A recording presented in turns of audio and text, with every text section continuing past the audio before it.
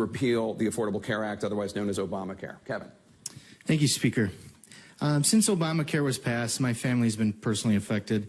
We've had our premiums increased, and now we have extremely high deductibles, which is tough. The Republicans, including you and the President, campaign on this very thing, repealing it or repealing and replacing or repairing. Early on, you didn't hold a vote, and then you voted on something that doesn't seem to be palatable to the Senate. I had high hopes since you're the Speaker and my congressional representative.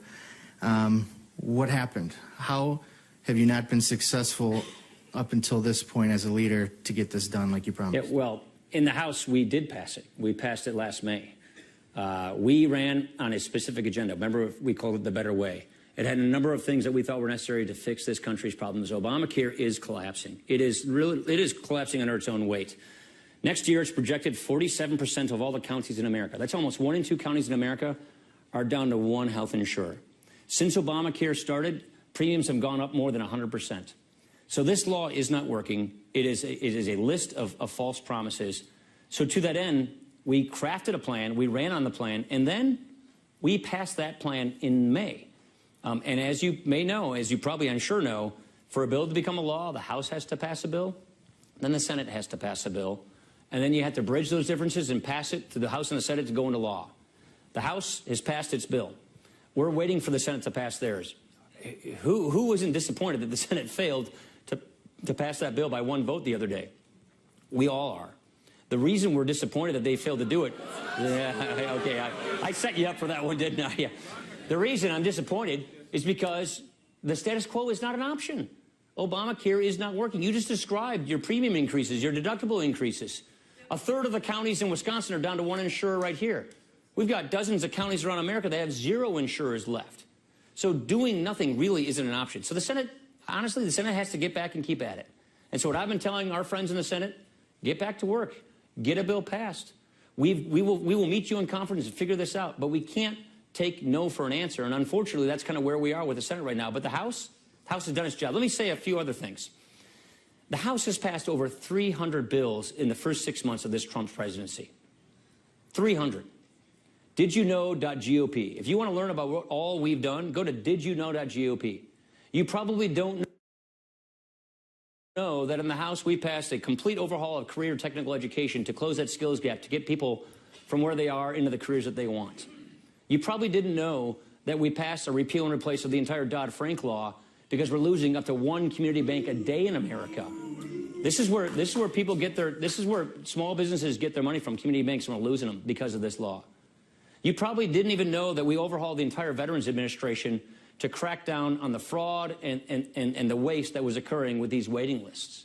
You probably didn't know that we expanded the biggest GI expansion for the GI Bill in a decade. You may not have known that we have had one of the biggest increases in military spending last April to make good on what the President was just talking about of rebuilding our military. There are so many things that we've actually done in the House that people just don't know about. And yes, there are a lot of distractions out there. There's distractions. There's countdown clocks. I think there was probably a countdown clock for this town hall meeting. You don't want people to watch? There's hearings. There's all these things. But a lot of people just don't know all the work that we've been doing to make good on our promises, to effect and execute the agenda that we ran on. That's the covenant I have with you. You are my employer. I work for you. And so my job as your employee is, when running for office, is to tell you who I am, what I believe, what are my values and principles, and what are the policies I'll work on. That's exactly what I'm in the middle of executing right now in the House. Like I said, go to DidYouKnow.gop, and you can see all the bills.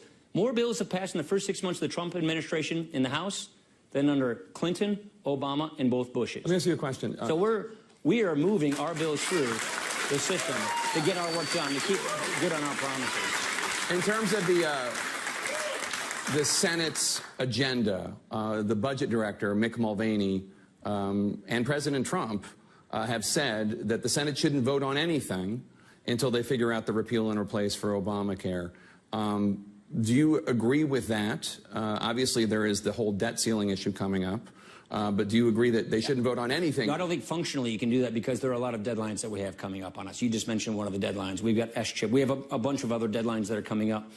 But I do share Mick's sentiment. Mick served with me in the Budget Committee, which is we can't take nothing for an answer, and we cannot allow the status quo in health care.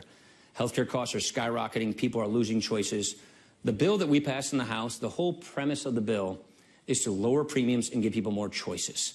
Look, the way I think that matters the most is we believe risk pools are very effective. We had a very, very good high-risk pool in Wisconsin.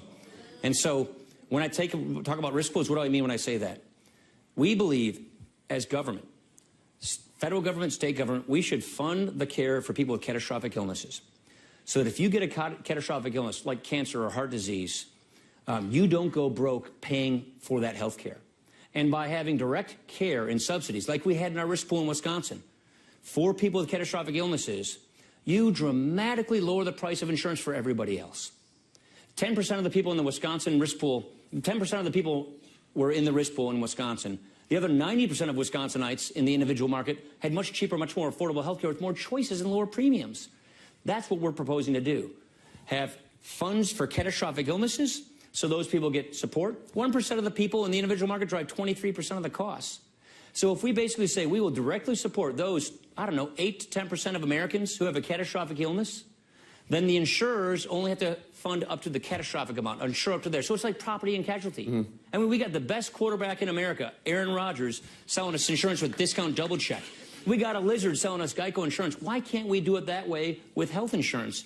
And that is basically what we are proposing. So I think what we have offered makes sure that we fulfill the objective we all want: affordability, accessibility, and making sure that people with pre-existing conditions get good health care at an affordable rate without going broke if they get sick. That is what we're trying to achieve, and that is why we can't take doing nothing for an answer.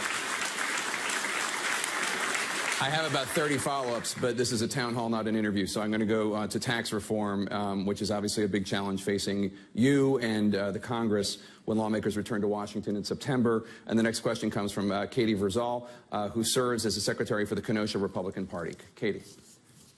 Hello. I think we can agree the U.S. tax code is complicated, burdensome, and unfair to individuals and businesses alike. You've recently vowed to tackle the tax code in 2017, an overhaul. How are you working with the Senate and the White House to make sure what happened to the promises of the Obamacare repeal that's a good question. doesn't happen to the promise of tax reform? I'll say a number of things. This is one of the things that we ran on, one of the main items that we ran on in 2016. So we ran for this as our election, the House, the Senate, and the White House. And so this is something we have to make good on. That's point number one. Point number two, I believe it's going to be far easier for us to do tax reform than it was, say, for health care reform. It gets a little weedy, but one of the challenges we had with health care reform, particularly in the Senate, is we had to use the Senate rules to write that bill. And all the health care reform items that we want to put in a health care reform bill, we couldn't because of these Senate rules. Medical liability reform, interstate shopping, we couldn't put those things in this health care bill because of the Senate rules. Tax reform is different. The entire tax cut bill, the entire tax reform bill can go into one bill through the House and the Senate. So procedurally, it makes it much easier. Here's the other point I'd say. If we keep taxing our job creators, our businesses at much, much higher tax rates than our foreign competitors tax theirs, we're going to lose. We're going to lose in global competition. I was just meeting with a father-son business. I was doing office hours in Janesville today. I met with a father-son business down in South Central Wisconsin. I don't want to tell their names because I don't want to, get them grief. But down in Genoa City, they have an electricity business. They make electrical parts for Snap-on and for other companies. Their biggest competitor is Canada, a company in Canada. Their tax rate, they're a corporation, small business, 35%. You know what the Canadian tax rate is? 15%. 8 out of 10 businesses in America file their taxes as people, as individuals. We call them like subchapter S corporations, LLCs. Their top effective tax rate is 44.6%. Canadians are at 15%. The Irish are 12.5%. China, 25%. The average tax rate on businesses in the industrialized world is 22.5%. And we are taxing American businesses 35 to almost 45%. That is a recipe for disaster. At worst, if they're successful enough to make money by selling a product overseas, they can't bring their money back because of our tax laws. And so what's happening is we're losing American businesses. The biggest business we had in Wisconsin, publicly traded, was Johnson Controls. The thermostat here is probably a Johnson Controls thermostat. They are now an Irish company. Their worldwide tax rate is 12.5%. They're not an American company anymore. We're losing businesses left and right, and this is among the reasons why we have to have fundamental tax reform. But also it's a matter of economic growth, it's faster wages, but it's also its fairness. What we're proposing on the individual side is get rid of the loopholes, get rid of the carve-outs, just lower people's tax rates, let you keep more of your own money. And simplify the code so much that you can fill out your taxes on a postcard. You don't have to go to some, accountant to try and do it all. We want a tax code built for growth, built for economic activity. We want a tax code that raises wages, keeps American companies in America, gives us faster economic growth. We haven't hit 3% growth since before the last recession in 2008. So that is one of the reasons why we're not getting the kind of take-home pay that we should be getting as people. And we believe regulatory relief and tax cuts, tax reform, is the secret to getting faster economic growth. And so that is why we are committed to getting this done this year. Getting it done this year. It hasn't been done since the year I got my driver's license, 1986. And so it is high time we fix this mess of a tax code and get ourselves in a position where American businesses, it makes sense to stay American, and we tax our businesses in a competitive way so that we're not pushing them overseas. The next question comes from Sister Erica Jordan. She's a Dominican nun and retired school principal. Sister? At the Siena Center? No, I'm from Cincinnati. Oh. Dominican Sister of Cincinnati, Wisconsin, though. Yep. Good evening, Mr. Speaker. I know that you're a Catholic, as am I, and it seems to me that most of the Republicans in the Congress are not willing to stand with the poor and working class, as evidenced in the recent debates about health care and the anticipated tax reform. So I'd like to ask you how you see yourself upholding the Church's social teaching that has the idea that God is always on the side of the poor and dispossessed, as should we be. Spoken like a great Dominican nun. Look.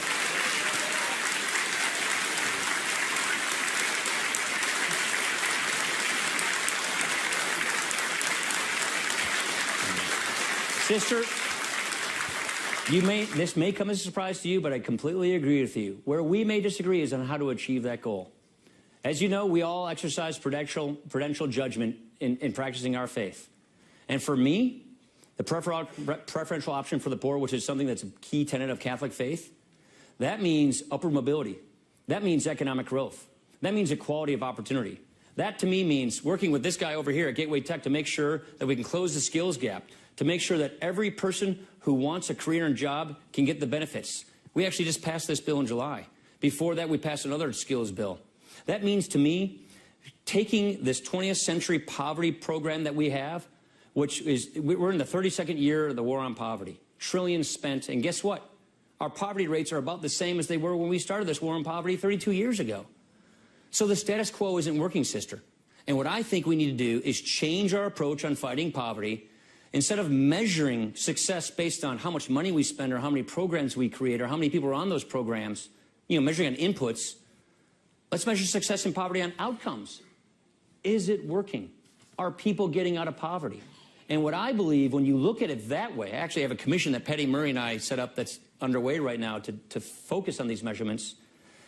We need to make sure that we bring people into the workforce. The poor are being marginalized and misaligned in many ways because a lot of the programs that we have, well-intended as they may be, are discouraging and disincentivizing work. No, it's true. We were just talking about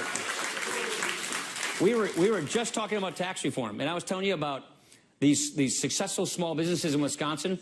They got a 44.6% tax rate. That's not the highest tax rate payer.